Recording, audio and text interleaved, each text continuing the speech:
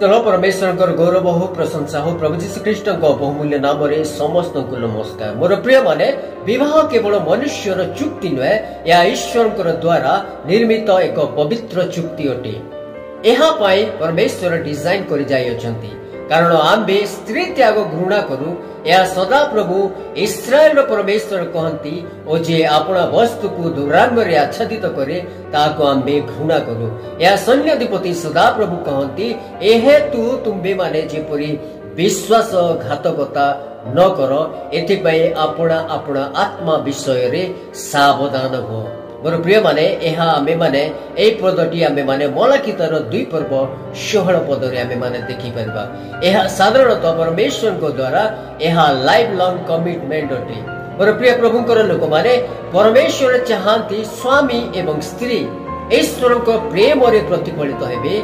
विवाह होछि ईश्वर को एक धारणा, मनुष्यर उद्भावन नुहे। आरंभरू ईश्वर विवाह विश्वास एवं उद्देश्य भावरे विवाह सृष्टि करथिले। मोर प्रिय प्रभुंकर लोक माने विवाह एक चुक्ति नुहे, एक चुक्ति आध्यात्मिक एवं स्थायी अटे। मोर प्रिय प्रभुंकर लोक माने विवाह ईश्वर उपस्थिति आवश्यक करे। एकत्र प्रार्थना करिबा, एकत्र उपासना करिबा एवं ईश्वर वाक्य निष्पत्ति एवं परिवार जीवन को मार्गदर्शन करिबो।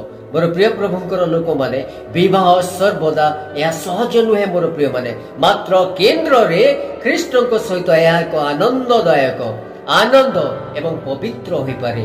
प्रेम क्षमा एवं एकता आम मानक विवाहर घरर मूलदुआ अटे। मोर प्रिय प्रभुंकर लोक माने ख्रीष्ट मोर एवं आपणकर विवाह स्तर केंद्र हुंतु एवं आपणक ओ मोर घर प्रेम शांति एवं शक्ति रे परिपूर्ण हो। प्रभु वाक्य रे समस्त को अनुग्रह करंतु, आशीर्वाद करंतु।